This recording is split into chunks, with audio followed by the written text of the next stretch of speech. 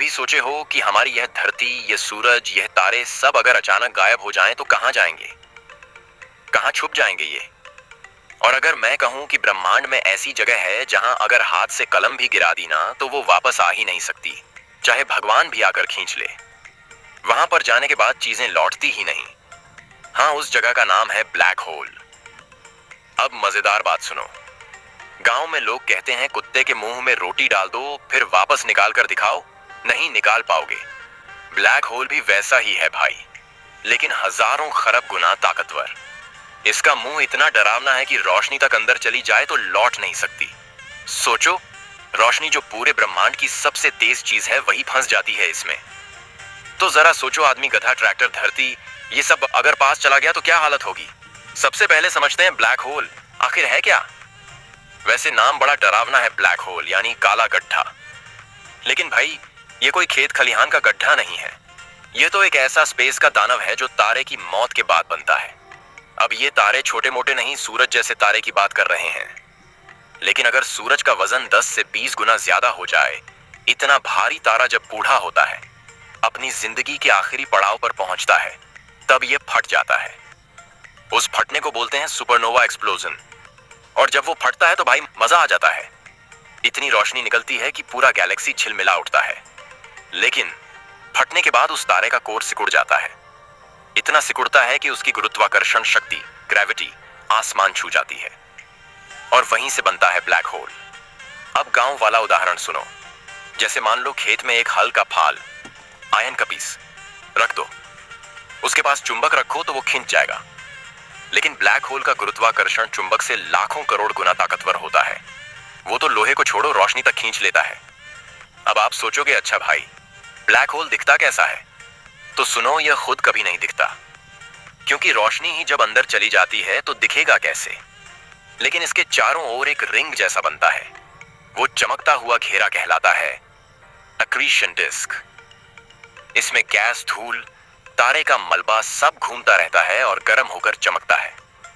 इसे ऐसे समझो, गांव में जब बैल को खूंटे पर बांध देते हैं तो बैल खूंटे के चारों ओर गोल गोल घूमता है।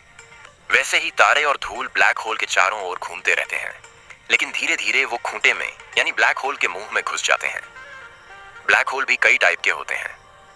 स्टेलर ब्लैक होल, जब बड़े तारे फटते हैं तो ये बनता है।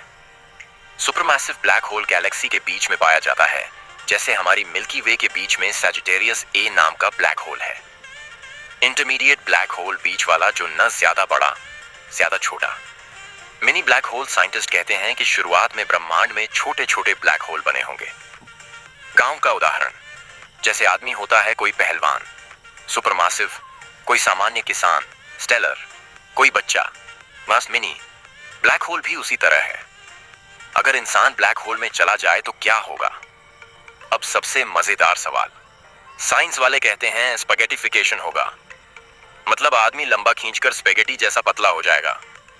गांव वाला उदाहरण, जैसे गन्ने को कोल्हू में डालो, धीरे धीरे वो लंबा खींचकर चपटा हो जाता है। वैसे ही आदमी खिंच जाएगा और अंत में गायब हो जाएगा। कोई हड्डी, कोई चमड़ी, कुछ भी वापस नहीं मिलेगा। ब्लैक होल और बिग बैंग का कनेक्शन।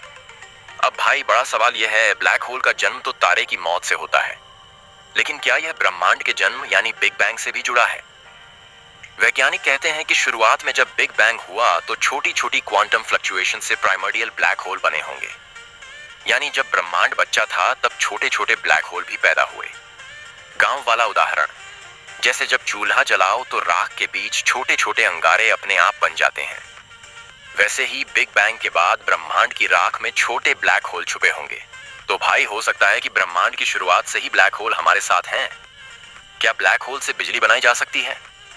सोचो भाई, ब्लैक होल इतना एनर्जी वाला है तो क्या हम उससे बिजली बना सकते हैं?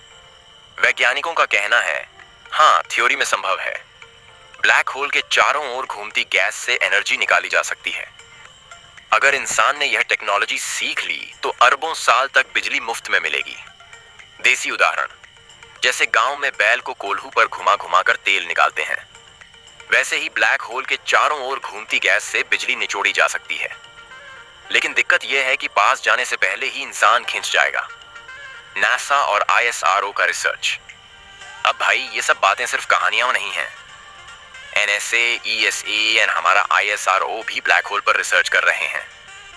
एनएसए ने 2019 में ब्लैक होल की पहली तस्वीर खींची थी। आईएसआरओ ने एस्ट्रोसैट नाम का स्पेस टेलीस्कोप छोड़ा है जो एक्सरे पकड़कर ब्लैक होल का पता लगाता है। मतलब इंडिया भी अब ब्लैक होल की दुनिया में कदम रख चुका है।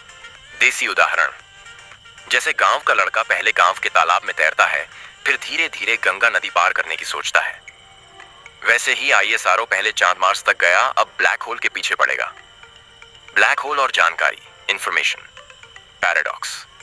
अब असली पहेली सुनो, अगर कुछ ब्लैक होल में गिर जाए तो उसकी जानकारी, इंफॉर्मेशन क्या होगा? मान लो किताब, आदमी, कंप्यूटर सब ब्लैक होल में चले गए, तो क्या उनका डेटा हमेशा के लिए खत्म हो जाएगा?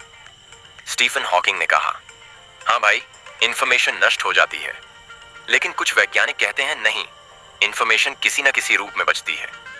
उदाहरण, गांव में गेहूं की बाली को पीस दो, आटा बन गया, फिर आटे की रोटी बन गई। गेहूं का रूप बदला लेकिन इंफॉर्मेशन यानी स्टार्च वही बचा। वैसे ही ब्लैक होल में चीजें रूप बदल लेंगी, लेकिन शायद पूरी तरह मिटेंगी नहीं। अगर हमारा सूरज ब्लैक होल बन जाए तो? अब सोचो, अगर कल को हमारा सूरज ही ब्लैक होल बन जाए? भाई टेंशन मत लो, तब भी धरती उसी कक्षा में घूमेगी, क्योंकि सूरज का वजन वही रहेगा, बस आकार बदल जाएगा। लेकिन हाँ, रोशनी खत्म हो जाएगी, मतलब अंधेरा, ठंड और इंसान का खात्मा। देसी उदाहरण, जैसे कोई बड़ा लालटेन हो और अचानक उसकी बाती बुझ जाए। लालटेन वहीं रहेगा लेकिन उजाला खत्म। वैसा ही हाल धरती का होगा, इंसान की औकात ब्रह्मांड में। अब भाई, इतना सब जानने के बाद एक बात पक्की समझ लो, ब्लैक होल हमें यह सिखाता है कि इंसान की औकात कितनी छोटी है।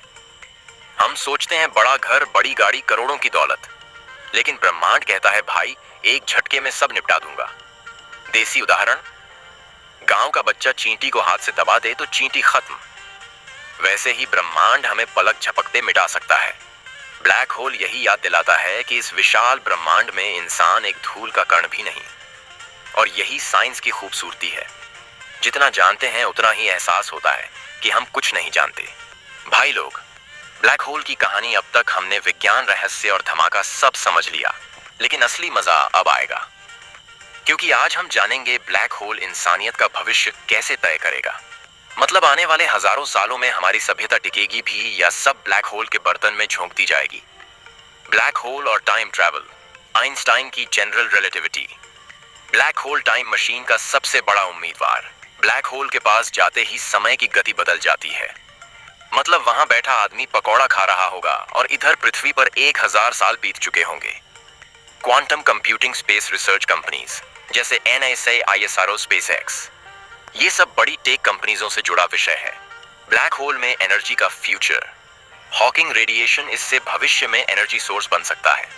अब सोचो भाई, गांव में बिजली कट गई तो पड़ोसी बोले, भैया जरा ब्लैक होल चार्ज कर दीजिए।